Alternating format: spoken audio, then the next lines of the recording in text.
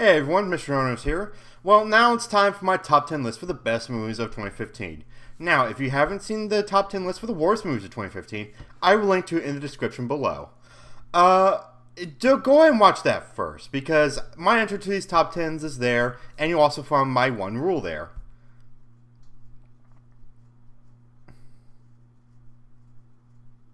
Done? Good.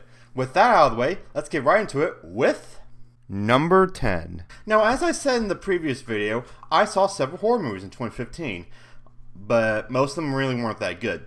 Hell, 3 of them were in that video alone. And honestly, most horror movies nowadays aren't even that good. But every now and then, you get that one horror movie that restores your faith in the genre. In 2013, it was The Conjuring. In 2014, it was The Babadook. And in 2015, that movie was It Follows.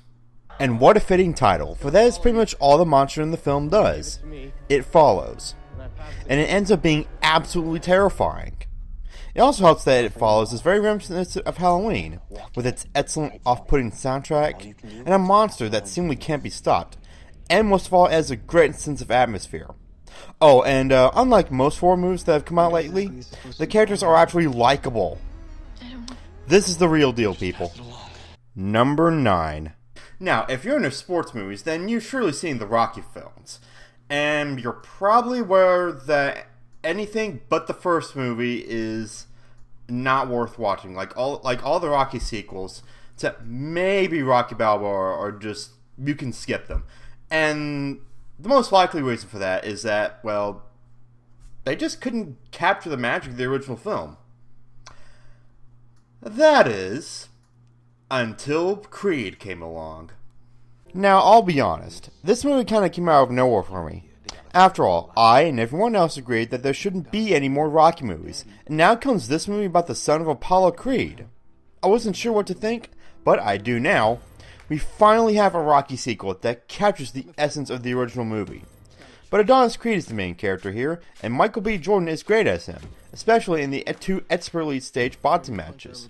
But the best performance goes to Sylvester Stallone, who reprises the role of the man so famous, Rocky Balboa, a man who is just tired of the world and just wants to pass on to the next life after everyone he loved has already done so. And Stallone conveys this in the best performance he will ever give in his career. Here's hoping they don't run Adonis Creed's story into the ground like they did for Rocky. Number 8. Now, the history of movies set on Mars has been troubled, to say the least. Sure, you have Total Recall, but for the most part, you get something like Red Planet or John Carpenter's Ghosts of Mars. But in 2015, we got the king of all Mars movies, The Martian. Based on the sci-fi novel of the same name, The Martian chronicles astronaut Mark Watney's time on Mars after he gets stranded there by accident, and now must survive for as long as possible, until help comes. Now, Matt Damon's performance here is possibly his best so far, demonstrating the fear one might have when faced with the possibility of never getting home. But he also made some light comedy, in particular when he complains about some disco records. It's a hell of a varied and layered performance, and it's fascinating watching him figure out how he'll grow food, how he'll communicate with NASA, hell, even realizing that he's technically under maritime law. This is one of the best sci-fi films in the past few years. Number 7. Now, while we're on the subject of sci-fi movies, one subject that's always intrigued me is the artificial intelligence, specifically our relationship to it. Now, as time goes on, technology gets more advanced and complex, and I always wonder, how far can it go? And where? One of my favorite films that deals with this subject is Her, a film about a man who falls in love with an AI. Kind of similar to that is Ex Machina. Now, Ex Machina deals with everything I just mentioned, but it goes a step further and explores a sexual relationship with technology. For example, Ava, played by Alicia Vikander, is modeled after the main character's porn searches. Alicia Vikander, by the way, had quite a prolific year in 2015, where she appeared in no less than 7 films, but her best performance was in this movie. I won't say much more about the movie, as I want you to see it for yourself, but trust me, it's a fascinating watch. Number 6. Now, as I mentioned in the worst of list, I am Christian. I mean, I wouldn't know what denomination I would consider myself, but I can tell you that I'm not Catholic. Then again, I would not want to be part of the same denomination whose church knowingly kept secret about child molesting priests for decades. Hell, we're going to find out about that eventually. And we did, thanks to the Boston Globe's expert reporting on the subject, which was dramatized in the film Spotlight. And to convey this story, Thomas McCarthy got together an excellent cast. Michael Keaton, Mark Ruffalo, Rachel McAdams, just to name a few. And of course the screenplay is just as great. The investigation into the church's cover-up is never uninteresting and explores themes of conspiracy, the relationship between the believer and the religious institution. The acting is great, the direction is great, it's just a fantastic film all around. Check it out if you haven't already. Number 5. Now, I don't ever really talk about pop music, but I do listen to radio every now and then to see what's popular at the moment. Now, every song I hear is good, but for the record, there are songs that I do like. And one such song is Uptown Funk. Now, the man behind this production of that song is one Mark Ronson. Now, you might not recognize that name, but he has worked with several well-known artists, not just Bruno Mars. One person he worked with was Adele. He produced her first album, 19. He also helped produce the album Back to Black, the last album of Amy Winehouse. A promising artist with a unique voice, but she left the world too soon, just through an awful downward spiral of copious amounts of drugs and alcohol. This, and much more about her life, is detailed in the documentary, Amy. Now, I wasn't at all familiar with Amy Winehouse before watching the documentary. I mean, I didn't know much about her, aside from her being friends with Mark Ronson, but after watching the documentary, I felt as if I'd known her all her life. And that's because most of the movie is just us seeing Amy as, well, Amy, through archival footage of her recording music, being with her family, etc. You really get a sense for Amy Winehouse's real person. And so when the inevitable conclusion of the film comes around, it's all the more heartbreaking. Adding to this is how the film explores the relationship between celebrity, media, and the public. And so we also see Amy Winehouse, the artist, reacting to her fans and the media. I also love how the movie juxtaposes her songs, along with what was going on in her life at the time. Amy Winehouse was a fascinating person, and so was the documentary. For the record, this was the only documentary I saw in 2015. But I doubt I would have seen a better one. Number 4. Now, I like a good comedy as much as anyone, and 2015 had its fair share of them, and I did see quite a lot. And of the comedies that I saw in 2015, one was my favorite. That movie was Spy. Now, I've been a fan of Melissa McCarthy ever since I watched Bridesmaids, where she was the best part of the movie. Since then, I've been waiting for her to really shine in a leading role. I mean, sure, we had Identity Thief and Tammy, but the material in both those movies was just really poor. And sure, she co-starred with Sandra Bullock in The Heat, which I really liked, but I was waiting for McCarthy to have the lead all her own. Well, with Spy, she finally gets that chance, and she's not the only one that's funny. Rose Byrne, Jude Law, Miranda Hart, and surprisingly Jason Statham all do excellent work with the material, and there was never a dull moment for me. But what really put this movie over the top was that I expected it to fall into the usual bumbling spy cliches that these types of spy movies dump onto characters like Susan Cooper, but they didn't. On the contrary, she's actually quite competent.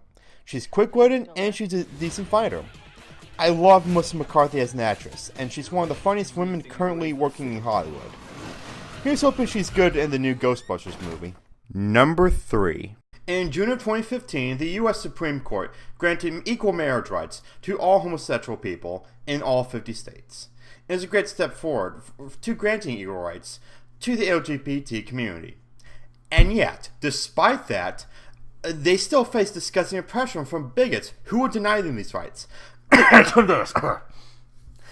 This isn't a new thing, obviously. It goes back decades. One Patricia Highsmith wrote a novel which dealt with such bigotry, titled The Price of Salt. In 2015, that novel was adapted for film. And that movie was called Carol. Now, as I noted earlier, the bigotry and homophobia towards the LGBT community has not gone away at all, but the community exists regardless. And I suppose one reason for that is the love between the people in this community, fighting against the oppression, much like the love between Carol Aird and Therese Bellevue. And the chemistry between Cate Blanchett and Rooney Mara is absolutely outstanding. Hell, in my opinion, they gave the best performances of the year. And love between these two characters persisted despite those who would drive a wedge between them. Also outstanding is the score, which is just beautiful to listen to. This was easily the best love story of the year. Number 2. Now, I mentioned in the worst of list that action movies were a mixed bag in 2015, but if I'm honest, they've been like that for a while. I mean, it's not as if there aren't any great action movies that have been coming out in the last few years. It's just that we've been kind of hurrying for that one action movie that's a cut above the rest, in a league of its own. And thankfully, Mad Max Fury Road came along to be that movie. Now, when it comes to action movies, Mad Max Fury Road gets just about everything right, but of particular note is its relatively simple plot. On my worst of list, I mentioned how Taken 3's plot was completely incoherent, and that was one of its biggest problems. Fury Road mainly involves our characters going from point A to point B, and then back to point A. So, by keeping the plot really simple, you're able to easily sit back and enjoy the action. And speaking of the action, it's so much fun to watch. The scenes definitely blend practical effects with CGI so well that what you're looking at seems real, mainly because it was real for the most part. Adding to that is how well the scenes are shot and edited. I'll link to a video that explains this in more detail in the description, but suffice it to say, the camera work was brilliant. As is the movie, which I hope will go down as a classic of the action genre. Well, it's almost time for number 1, but first, a few honorable mentions. Hey, remember what I said earlier about time travel movies that focus on the time travel? Well, Predestination defies everything I said about that. I'm not going to say much about the movie, but it is quite brilliant. Oh, and Sarah Snook is a fantastic actress. Now, as someone who loves their mother very much, I can tell you that the bond between mother and son is a beautiful thing, and Room explores this dynamic, well, beautifully. And the performances from Brie Larson and especially Jacob Tremblay showcase this well. Oh, and it's a unique and interesting take on the allegory of the cave. Now, we live in a day and age where you kind of have to wonder if what we're doing in the name of safety goes too far. Sicario explores this moral quandary well, much like another film I saw, Good Kill, although I think Sicario does it better. Oh, Benicio del Toro was frightening.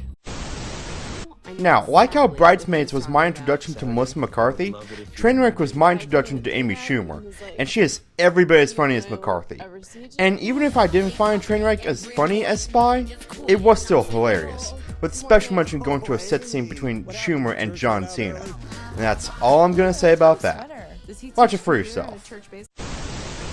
While I'm on the subject of comedies, one that seemed to fly completely under the radar was What We Do in the Shadows, a faux documentary about vampires, doing vampire things, and interacting with other monsters. And the movie takes advantage of every monster trope you can think of, and uses them to full comedic effect. See it if you haven't. And finally, number 1. Now, I'm a lover of animation, both old and new, and there are quite a few animated shows that I do watch on a semi-regular basis. But I'm more of a fan of animated movies, and without a doubt, the current reigning champion of the animated movie industry is Pixar Studios. Toy Story, Incredibles, Finding Nemo, Up, all great movies. All of them. But in the past few years, they've kind of hit a snag in quality with films like Brave, and especially Cars 2 being not very good. So it seemed as if Pixar was just losing the touch that they once had. And then 2015 came along, and Inside Out came to blow everybody's expectations. This is easily the most creative film Pixar has ever done, exploring our emotions and our inner thoughts in a way never seen in film. The cast is excellent. Amy Poehler, Bill Hader, Phil Smith, and especially the perfectly cast Lewis Black, all of whom do a wonderful job with some of the best writing to come out of Pixar. It's also probably the funniest I've ever seen a Pixar movie be. But what really took me by surprise were how well it handles such complex topics such as what's the purpose of sadness, and being in an environment so different than what you're used to. The film conveys these ideas in such a way that children are able to understand them, yet the ideas have not lost an ounce of their complexity. That is the sign of a truly magnificent work of art. I laughed, I cried, I was surprised, the works. Inside Out is, in my opinion, a complete package. Pixar's best film to date, and it's my favorite film of 2015. I don't think Pixar is ever going to top this one. And you know what? That's fine by me. And so this top 10 is over. Here's the 2016, everyone. Let's hope it brings even more great movies. I'll see you guys later. Take care.